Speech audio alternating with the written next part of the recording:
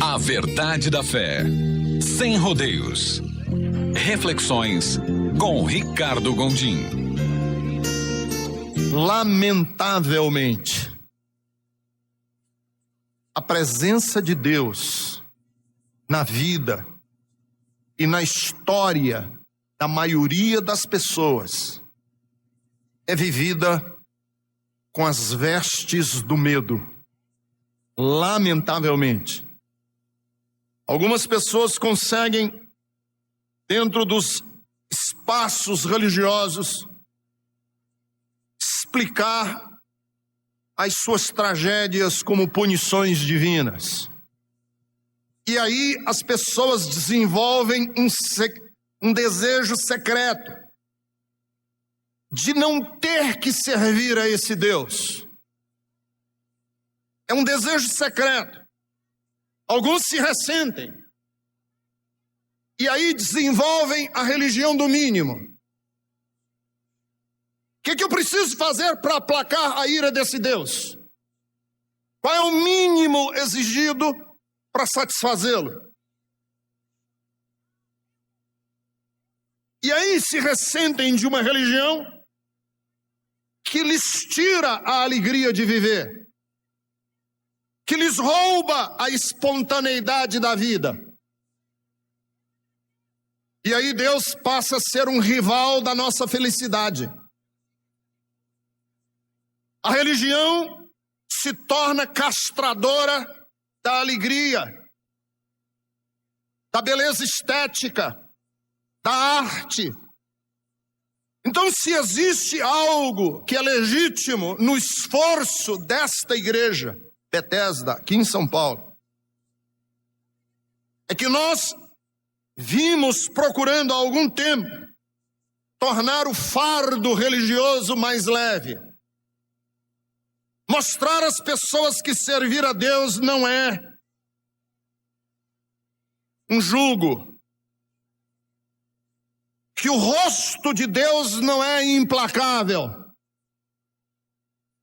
Tornar a vida, a existência, algo que nós podemos celebrar e não algo que nós temos que nos purgar o tempo inteiro. Você me pergunta e diz assim: pastor, qual é a filosofia da igreja Bethesda, conquanto uma comunidade religiosa? Qual é a sua percepção particular do evangelho? Deixa eu responder para vocês. Considero, e eu até escrevi aqui, que eu não quero transgredir o improvisos.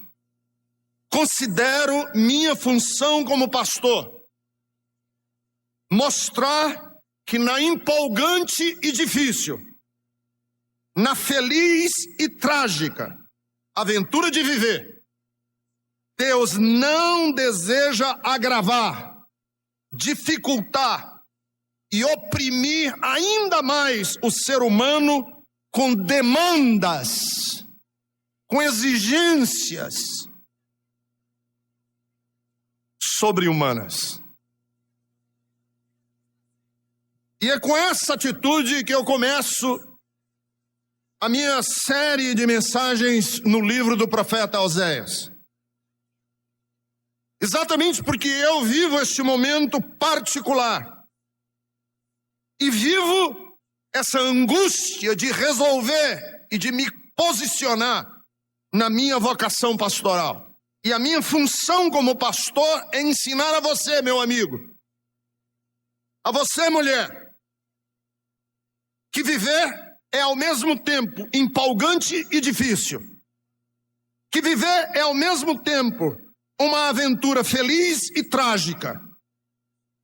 E que Deus não deseja agravar, dificultar, oprimir ainda mais você nessa aventura de viver com demandas e exigências sobre-humanas. Quero inclusive repetir para vocês hoje, eu também gostaria de permissão para ler, um texto de um teólogo espanhol chamado Andrés Torres Queiruga. Ele escreveu um livro importantíssimo chamado Recuperar a Salvação. Queiruga diz o seguinte: a religião vê-se muitas vezes carregada com um peso que não é dela, experimentada como imposição mais ou menos repressiva. Aparece como religião do dever, da limitação da existência, da exigência que não permite descansar. O peso da vida não é o peso da religião, senão o da própria existência como tal. É o fato de ser humano, de se realizar como pessoa, aquilo que acaba sendo difícil, mas também tem seus gozos. Ser pessoa, eis aí a exigência, o chamado que leva para frente a tarefa e a dureza da liberdade. A religião vem justamente tornar mais suportável a tarefa. Oferece a companhia do Senhor, seu amor, seu apoio, sua promessa, sua luz, seu projeto seguro. A pessoa religiosa tem de fazer o mesmo que as demais, ser pessoa. Porém, para isso, com a alegria de uma magnífica ajuda. Quer dizer, conta para isso com a alegria de magnífica ajuda. A religião como evangelho é uma boa notícia. Daí a conclusão de que tudo o que impede de ver a religião como graça, como libertação, como alegria, constitui deformação ou até mesmo blasfêmia. Deus tem de aparecer sempre como cúmplice, como apoio, como ajuda na dura tarefa da vida. Ver sua mão estendida como peso para o ser humano é realmente a grande perversão, o grande mal entendido. O que é o livro do profeta Oséias? O livro do profeta Oséias é o seguinte: o período foi marcado, num período histórico de Israel, por um paradoxo. Que no mundo antigo, esses paradoxos não faziam o menor sentido. Aquele mundo antigo, eles não conseguiam colocar as peças juntas na cabeça deles. Qual era o paradoxo? É que Israel vivia um período de prosperidade material, vivia um período de prosperidade política e, ao mesmo tempo, vivia uma decadência moral e espiritual. E isso não entrava na cabeça de um antigo. Porque eles atrelavam prosperidade material, progresso. Eles atrelavam a fidelidade espiritual. Quando a vida espiritual ia mal, a vida material também ia mal. E ele então é um profeta que chega num período da história em que havia prosperidade material e política, mas ao mesmo tempo, dentro dessa prosperidade material e política, Israel vivia uma decadência moral tremenda, espiritual horrorosa. Eles começaram a praticar, ou adotar, ou admitir o culto a duas divindades que eram muito fortes naquela época. Era uma divindade masculina e uma divindade feminina. Baal era a divindade masculina e Astarote era a divindade feminina. E Oséias foi um profeta de longa duração. Ele sobreviveu a vários reis, não é? Aí o versículo 1 já diz isso. Uzias, Jotão, Acás e Ezequias, ele sobreviveu a eles todos. Quem eram os profetas? Profeta naquela época era uma espécie de equilíbrio dos poderes do rei. Porque com o advento, né, da monarquia, dos imperadores, dos reis, o rei vivia aquela máxima do rei da França, que depois lá na França ele disse, né? O Estado sou eu. Eu sou. Rei era tudo. Rei dizia mata, mata. Se ele dissesse vive, vive. Muda essa lei, muda. Aumenta imposto, aumenta imposto. Diminui, imagine como era. Se entregar a um político brasileiro todo esse poder. Aí Deus levanta profetas, que era a consciência do rei. Sabe o grilo falante?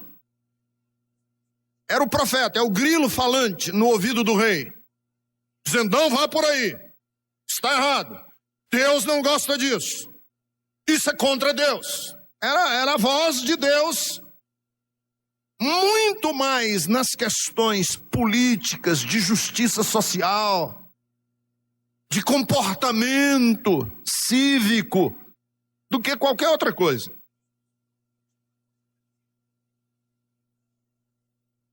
E esse Oséias, que foi contemporâneo, tanto do profeta Isaías, como do próximo profeta, que é Amós, tem uma profecia cheia de linguagem emotiva. Ele é um profeta que fala com ira, e 3 frases depois fala com muita ternura. Ele mostra Deus impaciente com Israel e dizendo assim, não vou mais querer vocês, saiam da minha frente, Deus. E depois dizendo assim, como é que eu posso falar isso com o meu povo? Deus, não dá, com o meu povo eu amo, eu quero bem.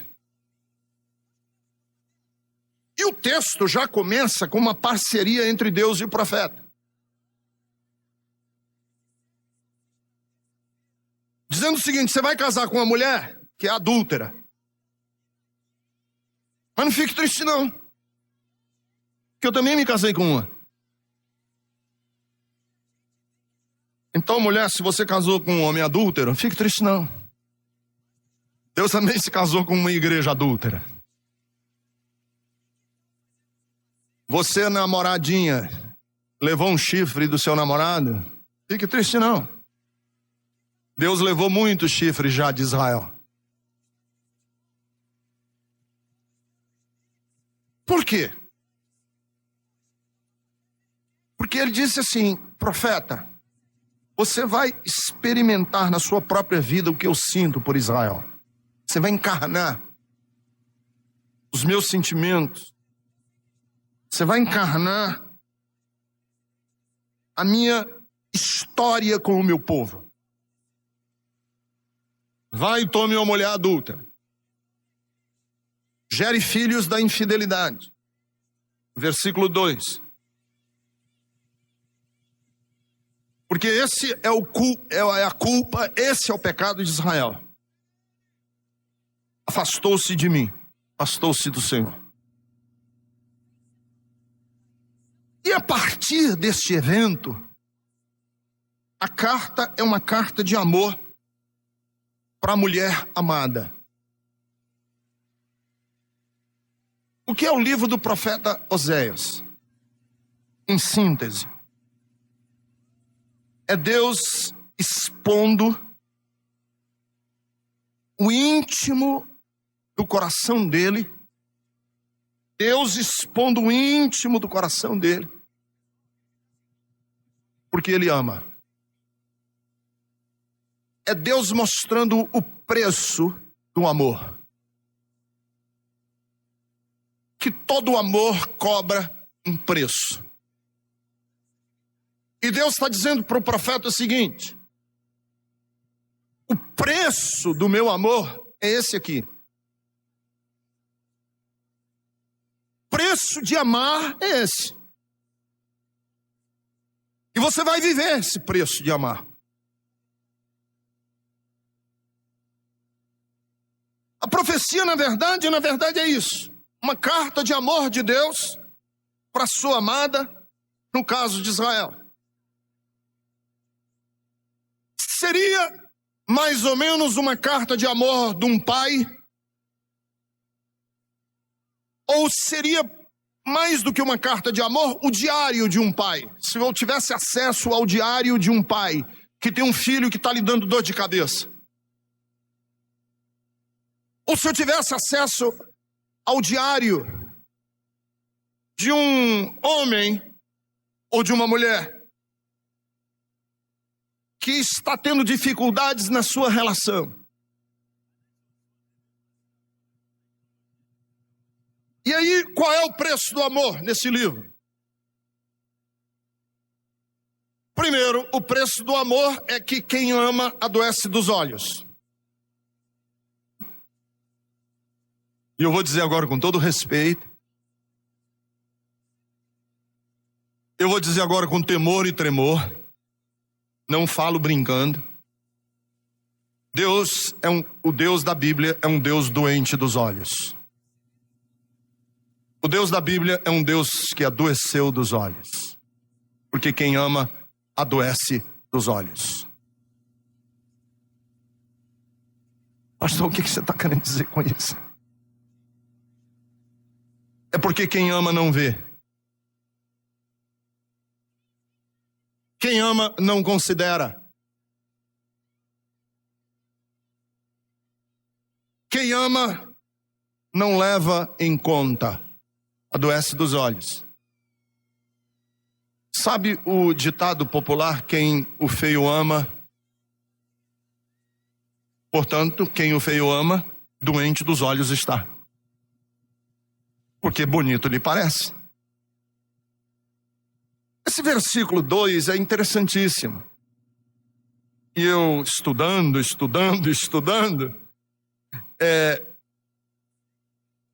existem muitas interpretações para esse versículo. Muitos estudiosos judeus dizem que é impossível que Deus mandasse um homem de sã consciência casar com uma mulher adúltera. Portanto, que isso aqui é só uma alegoria. Maimônides, o grande intérprete judeu, é um deles. Outros dizem que essa mulher, na verdade, não existe. É apenas uma linguagem metafórica. Mas há uma grande ala, inclusive de intérpretes judeus, que dizem que essa mulher existe mesmo. Existiu mesmo na vida de Oséias. Chamava-se Gomer. E aí, a questão é a seguinte: como é que Deus manda uma pessoa casar com uma pessoa adúltera? E diz assim, vá lá e case com a adúltera. E eu tanto meditei nesse texto que cheguei à seguinte conclusão. Deus viu a mulher como adúltera, mas Oséias não via. Porque ele estava doente dos olhos. Ele amava Gomer.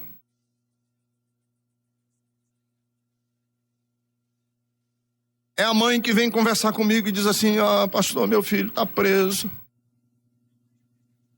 O delegado disse que ele é um patife, mas não creia não, pastor, ele é tão bonzinho. Ela é uma mãe doente dos olhos.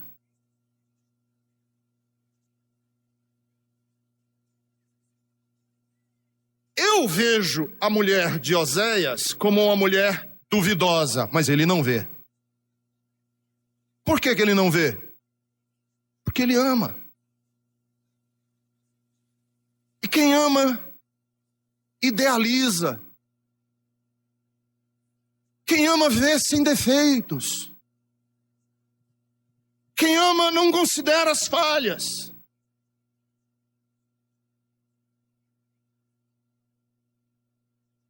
Essa é a mais linda notícia que o Evangelho tem para dar a todas as pessoas.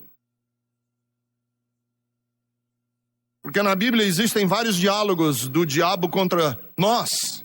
Inclusive ele é chamado na Bíblia de o acusador dos irmãos. E por que Deus não vem com uma vara de justiça? Por que ele não vem com um chicote? Por que ele não vem com um ferrão? Por que ele não vem com ódio sobre nós? Porque Deus não nos vê assim. Mas Ele é meu filho. Eu quero bem a Ele. Eu amo. Case com aquela mulher. Deus sabe que ela é adúltera. Mas o Oséias não vê assim. Ele vê como uma mulher bonita. Talvez na literatura quem melhor representa isso é Dom Quixote e Dulcinea. Dulcinea era uma campesina, suja, até de reputação suspeitosa, simplória. E o nome dela era Aldonza Lorenzo. Mas o Quixote não havia como Aldonza Lorenzo. A Dulcinea era a sua princesa. E ele elegeu Dulcinea como a mulher mais linda que existia. Ela fedia que só ela mesma, coitada. Aí tem um texto do Dom Quixote de la Mancha, de Cervantes, que diz assim: o seu nome é Dulcinea, sua pátria, Toboso, um lugar da Mancha. A sua qualidade há de ser, pelo menos, princesa. Pois é rainha e senhora minha. Sua formosura sobre-humana. Pois nela se realizam todos os impossíveis e quiméricos tributos da formosura que os poetas dão às suas damas. Seus cabelos são ouro. Sua testa, campos elíseos. As suas sobrancelhas, arcos celestes. Seus olhos sóis. Suas faces róseas. Seus lábios corais. Pérolas os seus dentes. Alabastro o seu colo. Mármore o seu peito. Marfim as suas mãos. Sua brancura neve. E as partes que a vista humana traz encobertas, a honestidade são tais, segundo eu conjeturo, que só a discreta consideração pode encarecê-las sem poder comprá-las. Apaixonado, tá não? E ela nem usava desodorante, a bichinha.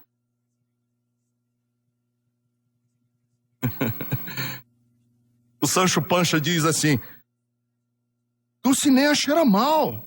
Pior, tem cheiro de homem. Pior, tem cheiro de homem suado. E o Quixote diz assim: não é bem assim. Deve ser porque você mesmo estava se cheirando. Cheirou a si própria. Porque se você cheirasse a ela, você cheiraria o perfume do âmbar precioso. Ele está apaixonado. Ele quer bem. Ele ama. É assim que Deus vê você. Deus vê você como alguém precioso. Ele ama. A Bíblia diz que Ele amou de tal maneira que o que Ele tinha de mais precioso, o seu próprio filho, Ele deu na cruz do Calvário. Queridos, Deus nos idealiza, nos prefere. Vai lá e casa com essa mulher, porque você vai fazer exatamente o que eu faço com Israel. te amo. Deus sabe que nós somos pecadores. Deus sabe que nós somos indignos. Deus sabe que nós não somos coisa alguma, porque Ele conhece a nossa estrutura, sabe que nós somos pó. Mas Ele nos chama de filhos, cooperadores, e nos exalta. E Pedro nos diz na sua epístola universal que Ele, mesmo sabendo tudo o que nós somos, nos concedeu amplamente o direito de sermos participantes da sua natureza divina. É assim que Deus vê você. Ele vê você como a Dulcinea do coração dele. Ele vê você como a menina dos olhos dele.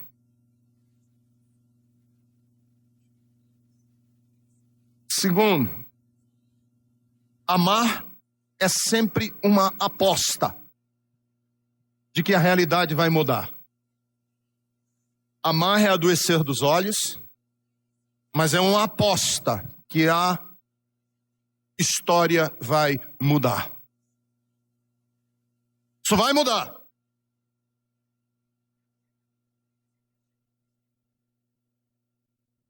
Porque ele casa com essa mulher chamada Gomer, que não era boa bisca. Deus sabia. E ela fica grávida e tem um filho. E Deus diz assim: põe o nome do menino de Jezreel. E aí faz a referência histórica a um evento que aconteceu num vale chamado Vale de Jezreel, que foi um vale de horrores. Foi um vale em que atrocidades políticas aconteceram em Israel.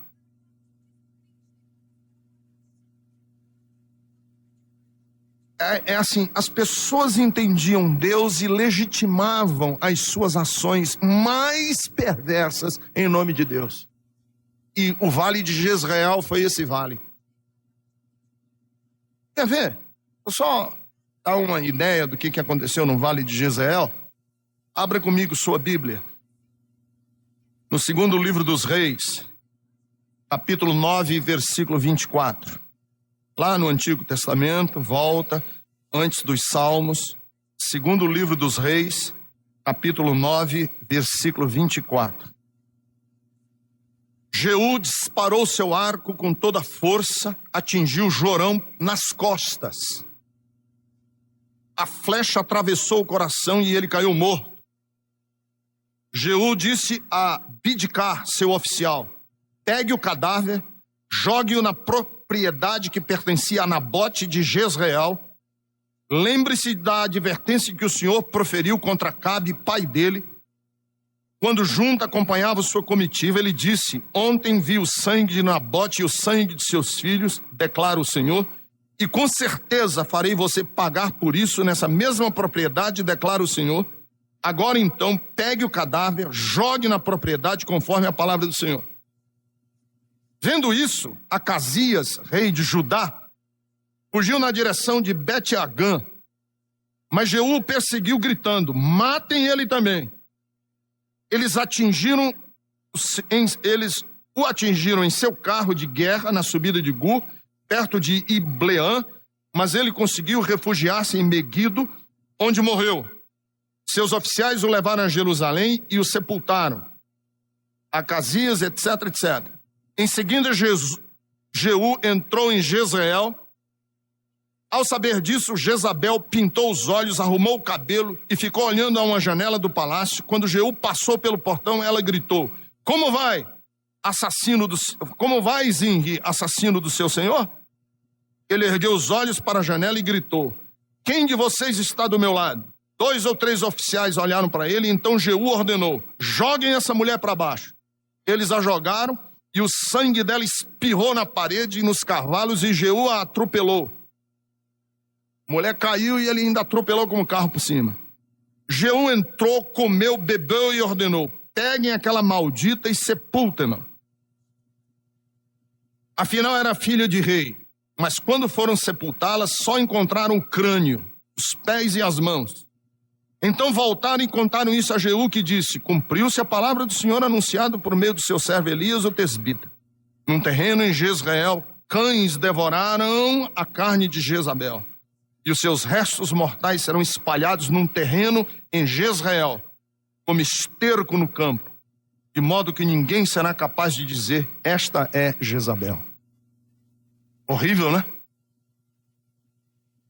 Deus disse assim: essa história de vocês está muito feia, vamos redimi-la. Vamos mudar essa história? Vamos mudar o disco? Precisa ser assim sempre. Vai nascer um filho e vocês vão dar o nome do menino de Jezreel. Por quê? Porque nós vamos mudar essa história. E mudar essa história para quê? Voltem lá para Oséias. Capítulo 2. Versículo 18 de Oséias. Naquele dia, em favor deles, farei um acordo com os animais do campo, com as aves do céu e com os animais que rastejam pelo chão, arco, espada e guerra. Eu os abolirei da terra, para que todos possam viver em paz. Vamos mudar essa história.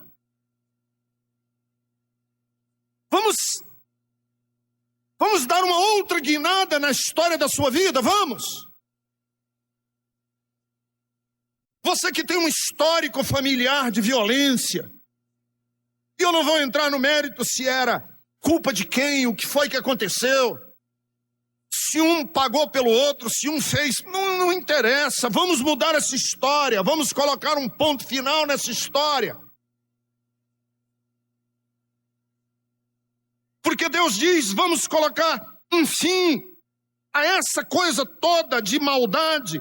Naquele dia quebrarei o arco de Israel, no vale de Jezreel. E quebrar quer dizer quebrar essa lógica, essa sequência. Assistam um filme do João Moreira Salles, Abril Despedaçado, que conta a história de brigas de famílias nordestinas que se odeiam. E é um ciclo eterno de um vingando o outro, um vingando o outro, um vingando o outro, até que um dia precisa quebrar essa corrente.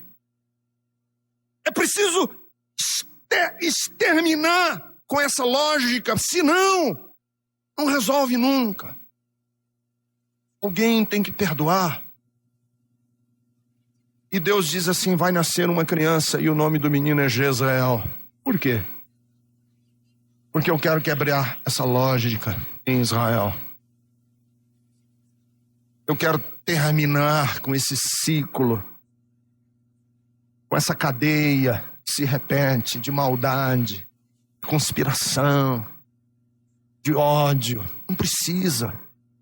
Você não precisa disso. Perdoa, deixa para trás. Deus quer quebrar isso na sua vida e fazer de você o que vai romper com esse ciclo. A sua casa. Você não precisa repetir padrões familiares do passado, não é necessário. Você pode ser o veículo que quebra toda essa corrente. O seu filho, a forma como você vai educar seus filhos, a forma como você vai guiar sua família. Você tem um histórico todo de maldade, de conspiração, de ódio, de assassinato, de suicídio, de traição. Quebra isso. Como, pastor? Seja você. A partir da sua casa, a partir da sua história. Terceiro, porque amar é preparar-se para quebrar regras, violar lei e desdizer-se. Amar é desdizer-se.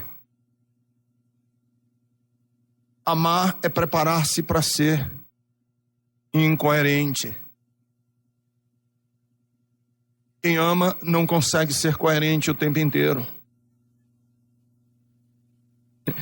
E o Deus da Bíblia é um Deus que não tem vergonha de se mostrar incoerente diante da inflexibilidade dos outros deuses. Gomer engravidou novamente e teve uma filha, e o Senhor disse a Oséias: dê-lhe o nome de Lo-Ruama. Na minha Bíblia tem a tradução de Lo-Ruama: não amada, não querida. E Deus diz assim: você vai ter uma filha, e o nome da menina é não querida. Você já imaginou você ter um filho? E no dia em que a criança nasce, o nome da criança é o oposto do que você, no seu coração, tem proposto fazer com aquela criança. Eu vou amá-la. Deus dizendo assim: o nome da criança vai ser sempre uma lembrança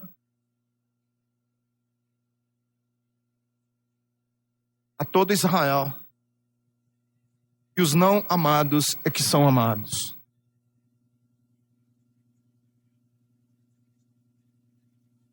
Se Deus fosse amar os amáveis, Ele não amaria ninguém. E aí o texto diz assim: dê-lhe o nome de Lo-Ruama, pois não mais mostrarei amor para com a nação de Israel. Duro, né?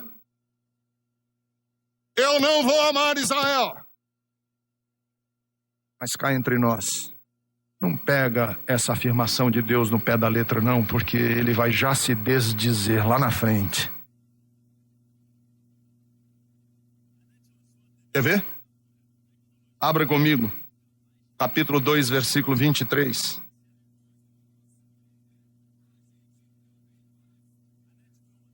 Eu a plantarei para mim mesmo na terra. Tratarei com amor aquela que chamei de não amada.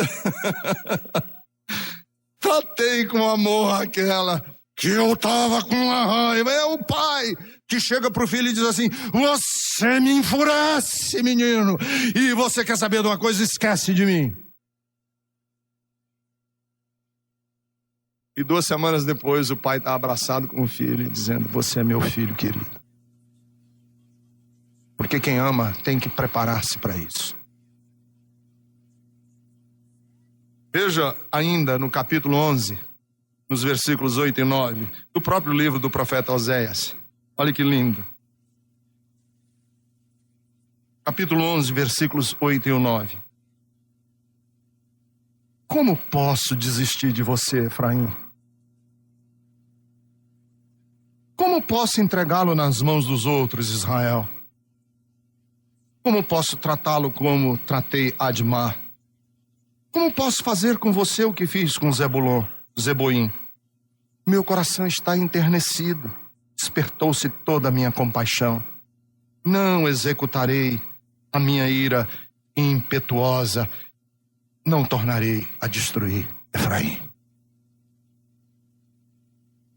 Ufa, não é? Que nós temos um Deus assim? Porque senão você estaria perdido. Eu sei que eu morro de medo dessas igrejas que ensinam os crentes a reivindicar os seus direitos diante de Deus. Eu digo: não peça isso. Você já imaginou uma pessoa diante de Deus? Eu exijo o que eu mereço.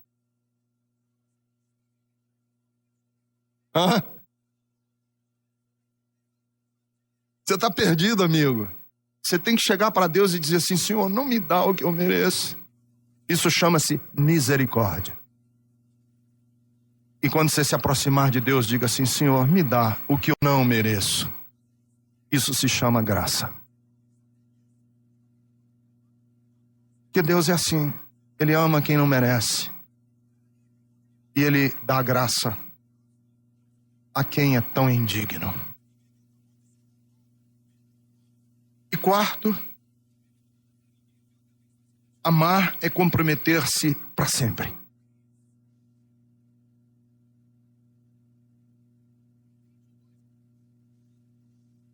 Depois de desmamar Lo-Ruama, Gomer teve outro filho. Então o Senhor disse, dele o nome de Lo-Ami, pois vocês não são meu povo, e eu não sou o Deus de vocês.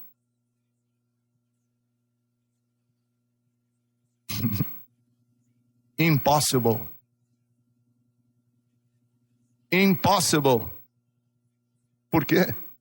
Porque quem ama não tem show, não tem dizer, sai de perto.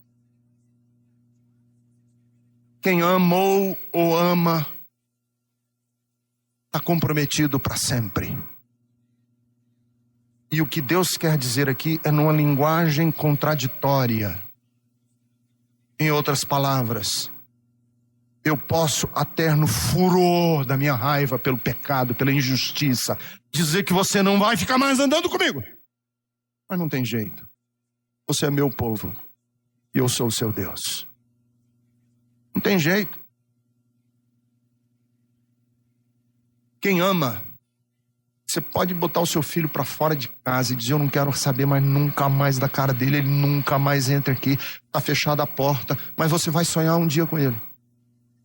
Já aconteceu isso comigo. Tem algumas pessoas que eu não gosto. Tem gente que eu não tolero falar o nome da pessoa. E vez por outra eu sonho com o desgraçado.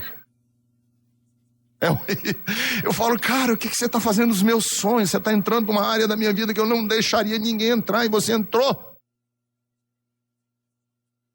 Sabe por quê?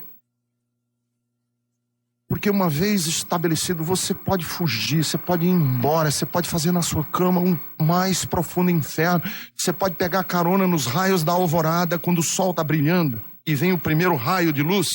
Você monta no primeiro raio de luz e diz assim, eu vou pegar carona a 300 mil quilômetros por segundo, que é a velocidade da luz, e vou me esconder para sempre, para que ninguém me ache nos confins do universo. Aí o salmista diz assim, mas ainda lá o teu amor vai me achar. Não tem jeito. Tem para onde fugir. Para onde eu vou fugir de ti, Senhor? Para onde eu vou fugir do teu amor?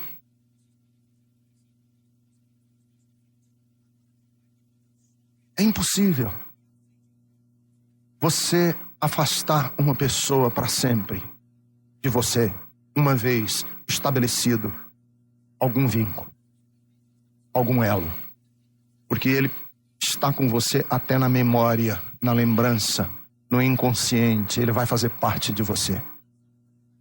E é o que vai acontecer aqui com Deus em Israel. Porque quando ele diz assim, vocês não são meu povo, continue lendo. Versículo 10 do capítulo 1. Contudo, os israelitas ainda serão como a areia da praia, que não se pode medir nem contar. No lugar onde se dizia a eles, vocês não são meu povo, eles serão chamados filhos do Deus vivo. Tem jeito. Tem jeito.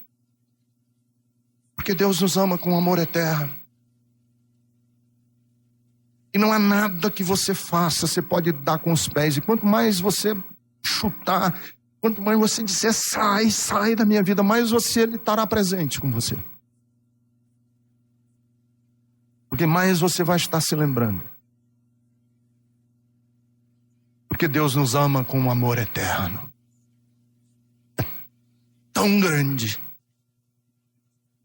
que nós nunca entenderemos como um Deus autossuficiente, onipotente, onisciente, se curva dentro de um berço e ama pessoas tão indignas e as traz no colo com tanta ternura como Deus faz com seus filhos. Essa é a grande mensagem que o Evangelho tem para todas as pessoas. Meu amigo, não adianta querer se esconder, porque Deus não vai desistir de você nunca. Como Ele não desistiu de Israel. E como Ele não desiste de ninguém. o amor de Deus te perseguirá, até que você se esconder nas mais densas trevas. Até a escuridão serão para Deus. Até a escuridão será para Deus igual à luz do meio-dia. Porque Ele ama você.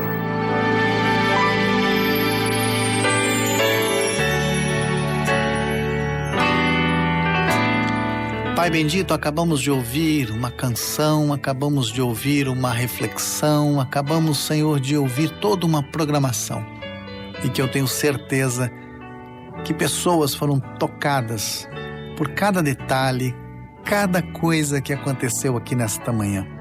E mais ainda, Senhor, pessoas que ao ouvirem esta reflexão foram envolvidas pelo Teu Santo Espírito, ouviram a voz de Deus nesta reflexão e tomaram atitudes, tomaram decisões, fizeram escolhas, que elas possam ser agraciadas por Ti e alimentem esta decisão, esta escolha para o bem, para melhores dias, para serem melhores pessoas. Enfim, Senhor, esteja com cada um, curando, libertando, abençoando, dando a sua graça, do seu amor, levantando o abatido, dando força ao cansado. Dando também, Senhor, descanso àquele que está extremamente, Senhor, cansado, está exausto, que possas encontrar em Ti esse refrigério. Que eu rogo a Ti em nome de Jesus. Amém.